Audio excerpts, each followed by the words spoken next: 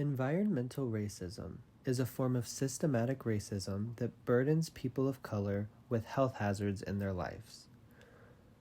These hazards are a result of the policies and other things that force them to live close to dangerous environmental health hazards. These hazards include living near sewage facilities, mines, landfills, power stations, busy roads, and many other things.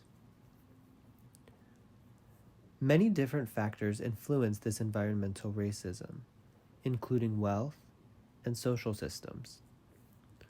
In this video, I'm going to be talking about environmental racism and exploring some of the factors that perpetuate it. First is wealth.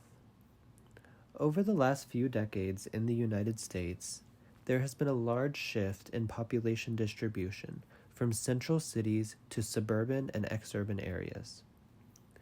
All of these changes have caused a big shift in where wealth lies in America. In many regions, some of the most diverse communities are also among the poorest. As a result, these communities experience rundown housing, high poverty rates, decaying infrastructure, low-performing schools, poor transportation, and rising crime rates.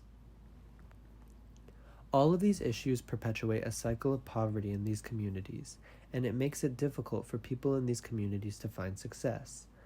Since many of these communities are located around environmental hazards, we see a big correlation between wealth and exposure to environmental hazards.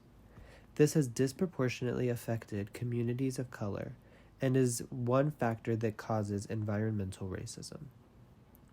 Another factor is social systems. Similar to wealth, many governmental policies and systems have been in place for many decades. These systems have largely benefited people with wealth over time and have given a disadvantage to the poor and people of color. These systems are a big factor that cause environmental racism to exist and have perpetuated it for a long time in our society.